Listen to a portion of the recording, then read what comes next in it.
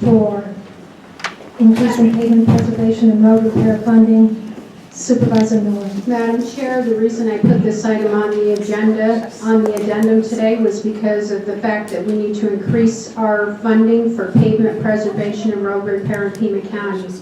Pima County roads are crumbling and falling apart. You don't need data and statistics to observe this.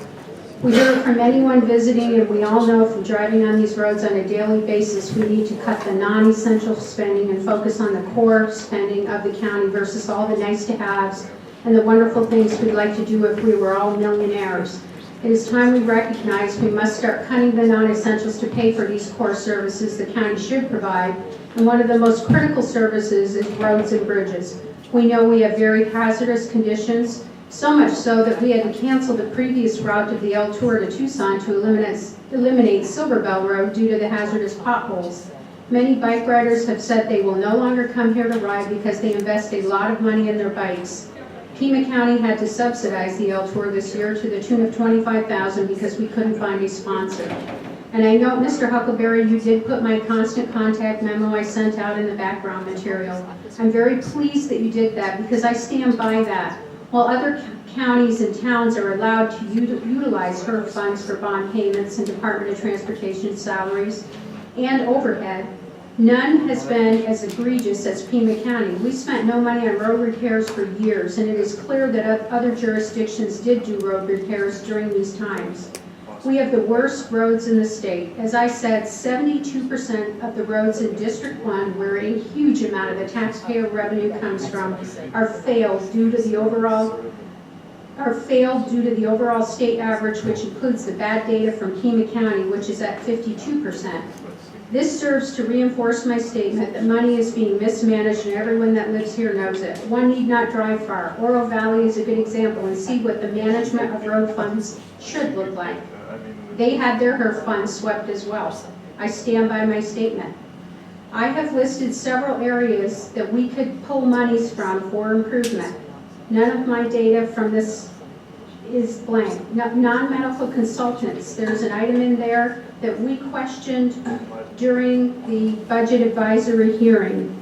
Non-medical consultants we had listed at $26 million. That was when we did the budget hearing, and I have your response here that these were for various departments throughout the county and that they were consultant services for a wide variety and range of services not directly provided by the county employees. Ranges from service contracts to auditors to information technology consultants.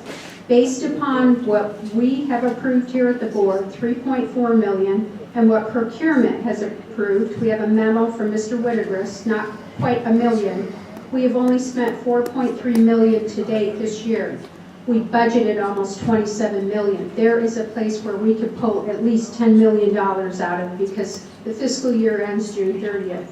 Another item, I believe that we should cancel the balance of the $47 million from those 97 HERF bonds because as someone stated earlier, it's like borrowing money to buy your groceries. So we should not issue any more of those bonds and pay for them with road repair monies.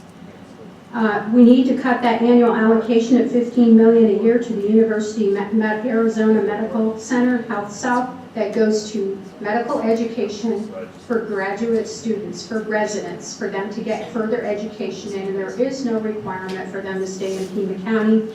And as someone stated earlier, last year we gave an additional $15 million, which could have gone to roads because we had a budget surplus. And I believe we should reduce that, and I think we could easily come up with between $10 to $15 million if we dug deep and we looked into some of these cuts. But as you've taken all of the money for the final repairs in my district for the year, I can see that there's probably no will to do this.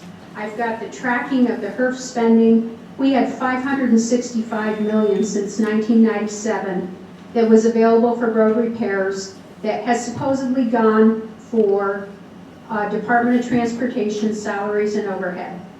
Not much went to roads. We had $565 million since 1997, and my question is, where has that money gone? And that is why I state there was mismanagement, because there should have been money spent on roads. But clearly, the one lady talked about her neighborhood 28 years and not a thing has done, and now the money has been taken from our district. I apologize. I think it's outrageous, and it's outrageous to all of the constituents of District 1. I apologize to the folks who came in here to speak on Colossal Cave Road. It is not your fault. It is merely, in my opinion, a way to put me in my place, because I'm pointing out these areas that we have pots of money where we can pull money from. And as a result of that, that is why I put this item on the agenda for discussion in the first place, and why you even got a venue to speak in was because District 1 put this out there to speak on. So I appreciate you coming here. I know it's not your fault. I've met with Mr. Baker myself. He's a wonderful principal out there. I think it's wonderful you offered up $100,000 to participate.